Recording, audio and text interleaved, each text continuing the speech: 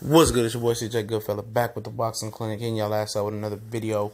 And ESPN had a fight on. Golden Boy is throwing fights on ESPN now. And Yuriorkis Gamboa was featured in the main event on Cinco de Mayo this Friday versus Castellano. Sorry if I butchered his name. And I think Castellano knocked him down, a couple times. I had to go to the store, but you could tell Gamboa, he's not what he used to be. Mostly, like Bernard Hopkins pointed out, it's the inactivity. Teddy Atlas said it a lot of time. He just really never learned to fight. He was really getting off by his athletic ability, his fast twitch muscles, and he never really developed to learn to fight with technique. And I agree with that.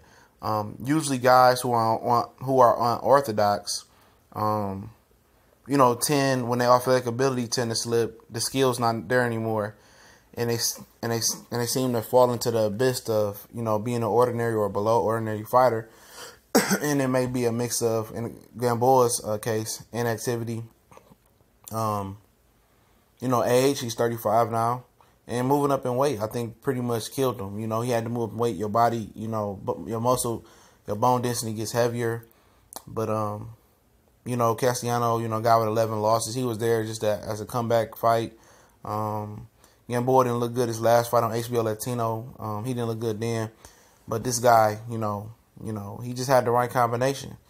Gamboa was getting hit with shots. He used to be able to pull out with his hands down and get away from and then counter. And I noticed that he was escaping some shots, but he wasn't returning fire. He was admiring his work. And you could tell he lost his prime. Let it be I think it's mostly the inactivity and the age. But similar to Roy Jones, once the athleticism drops off, then you have, you're not invincible. You're not invincible no more. You're a regular, ordinary fighter to these guys. And for Gamboa to quit on the stool, that was a shocker to me. I think he just realized that, the commentator on ESPN, the one that does the translate, I forget his name, he was like, maybe next fight, and, Teddy Atlas got it right. He said that was a career-ending quitting on the stool. Like, I'm done with boxing. I made enough money. I'm ready to do something else. And that's crazy because Gamboa, in, many eyes, underachieved. He was supposed to be the platinum standard among the Cuban fighters that defected over here. Him, Lara, you had Mike Perez that, went over to, Ireland. Luis Ortiz, I believe he's Cuban as well. Greg Rigondeaux.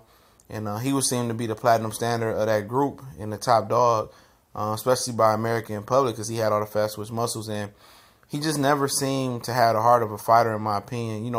He got up, he got knocked down a lot of times, but he just never seemed to, have the passion for the sport like you would think he'd have. 300 amateur fights, and maybe you just need to take a long time off to think if you want to continue in the sport.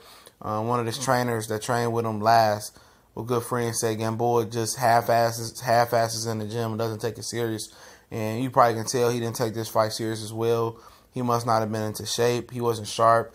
And at the end of the day, he quit. I can't tell him how much punishment is enough punishment for him.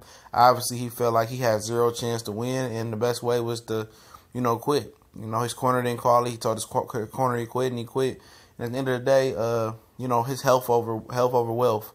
And, maybe Castellano can get a good fight, good solid fight on the heels of this victory. And hopefully Gamboa can find peace, with his boxing career. He only lost 2 times counting the night. He lost to Terrence Crawford, gave Terrence Crawford a great run for his money. I think after that fight was the end of, the semi-elite Yuriorkis Gamboa, but he quit and lost tonight. But we gone.